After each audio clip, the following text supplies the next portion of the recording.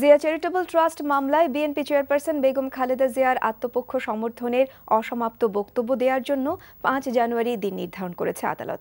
বেগম জিয়ার সময়ের আবেদন মঞ্জুর করে বিশেষ জজ আদালতের বিচারক আবু আহমেদ জমাদার আজ এই আদেশ দেন। ইমরুল হাসানের রিপোর্ট। আত্মপক্ষ সমর্থনের অসমাপ্ত বক্তব্য দিতে বিএনপি চেয়ারপারসন বেগম খালেদা জিয়ার হাজিরাকে কেন্দ্র করে বকশীবাজারে বিশেষ জজ আদালতের আশপাশে জড়ো হন হাজারো নেতাকর্মী।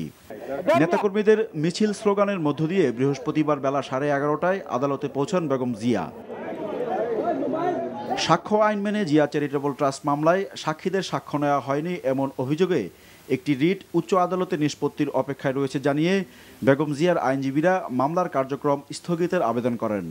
দুপক্ষের যুক্তিতর্ক শেষে এই আবেদন মঞ্জুর করে আত্মপক্ষ সমর্থনের নতুন দিন ধার্য করেন আদালত। যদি উচ্চ আদালত থেকে বলে দেওয়া হয় এই 32 সাক্ষী সাক্ষ্য দেওয়াটা সব বৈধভাবে হয়নি, আইন অনুযায়ী হয়নি, তাহলে 342 আর হবে না, নতুন করে 32 সাক্ষী প্রথম থেকে শুরু করতে হবে। আর যদি উচ্চ আদালত বলে না সঠিক হয়েছে, তখন বেগম খালেদার পক্ষে আমরা এখানের মধ্যে 342 হিয়ারিং হবে এবং উনি ওনার আত্মপক্ষ সমর্থকের বক্তব্য।